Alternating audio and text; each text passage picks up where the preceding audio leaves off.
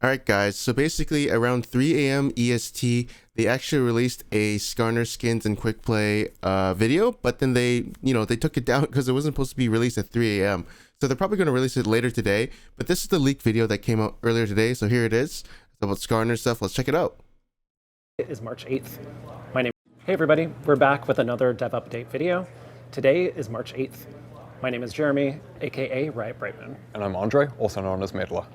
Now, later in this video, we're going to introduce you to another member of our team, Pew Liu, who's the game director of League of Legends.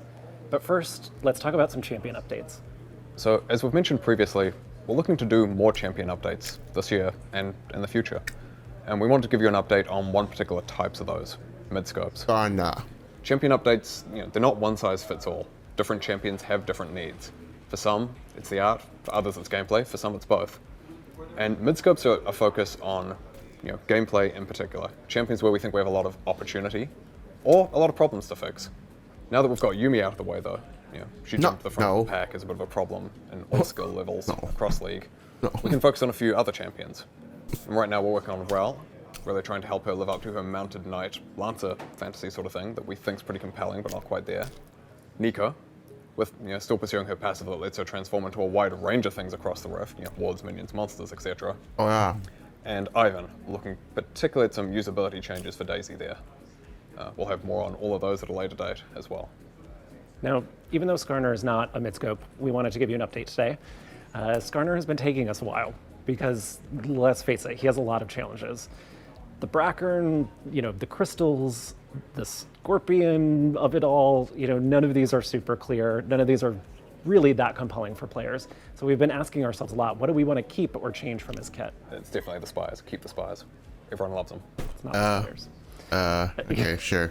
So Skarner has been taking a little bit longer, like I mentioned, and so he's going to come out later than we had hoped. But today we're going to provide some more information on how it's going. So we've got a blog coming out that will go into more of our high-level goals, and as well as some thinking about our game design changes, narrative updates, and new art direction. Now, when it comes to skins and event themes, something we're pursuing this year is trying to get more new themes being explored. The first example of that, Fairy Court, should be either out on PBE or going live soon by the time you see this video. Milo. We've also got a couple of new themes though we're exploring for larger events coming in the moderate future. One of those will be MSI in May, and the other will be the larger summer event in the middle of the year. In addition to exploring new themes, we're also making some skins for champions who just haven't got some in a while and need a bit of love. Udyr, Shyvana, and Mundo are the new three to call out there. Skins? And finally, skin-wise, we actually want to call back to the Wild Rift skin transition thing we talked about last time. It's looking like we should be able to get the first set of skins over from Wild Rift sometime around July at a rough guess. In addition to Star Guardian Seraphine, who we mentioned previously, we're also looking to bring over Star Guardian Senna and Star Guardian Oriana. Redeem Xayah and Rakan will then follow in a later batch later in the year. So something we've seen you ask a lot about lately is the I have a video later. So I wanted to give you a quick update on that. Last year, we announced that we were going to take it down, do some technical work on it before being able to bring it back to you all. So we've been working on that. We've revamped the tech that supports it, and we're aiming to bring it back this summer. That's not a guaranteed timeline, but it's looking very likely. That version that you see this summer will be pretty similar to how it was before, even though it's going to be functioning a lot differently under the hood, so that we can make some cool changes to it in the future. And now we'd like to introduce Pooh, who we mentioned earlier, who's going to talk about some of the longer-term investments and decisions we're making for League. Hey y'all, I'm Pew, aka Pew Pew Lasers, and I'm League's game director. My role on the team is to help us understand and serve League's diverse audiences. Whether you're a master level ranked player, which I am not, an ARAM main, or someone who's just excited to play your favorite champions in different ways in League of Legends. What y'all want from League changes over time. And as the team working on League of Legends, we need to learn with you and change with you in order to give you guys the best experience possible. As Kazik says, change is good. So an example of change coming up is quick play. Blind pick is the least popular queue in League of Legends, and it's actually getting worse over time. Wow. We want to evolve that into quick play in order to give you guys what you want about blind pick in a better way. So similar to the old team builder, we're going to allow you to choose your favorite champion, your favorite role, and you're guaranteed to get at least one of those in your next game. The queue's gonna pop, you're gonna see which champion or role that you got, and you'll go right into the gameplay. We're excited about this, and we're gonna test it in a few regions in the coming months and see if y'all like the direction. If you do, we'll work with you to refine it and make sure it's as good as possible in order to make your experience better.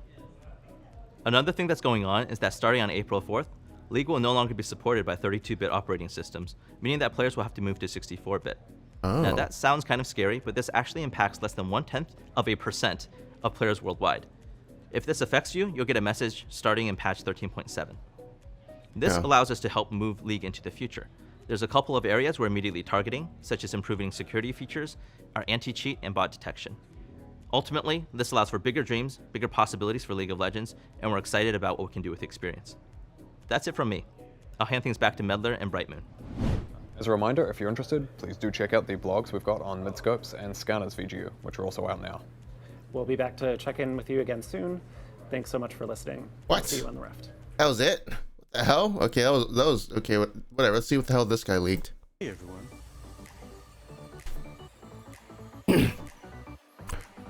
Oh, Nico Rel Ivern. Okay, we already know that. New coming skin lines. Big Summer. MSI. Stargarden Wild Rift. Senna. Sarah. Ori.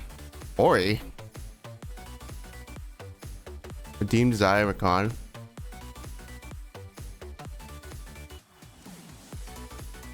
Okay.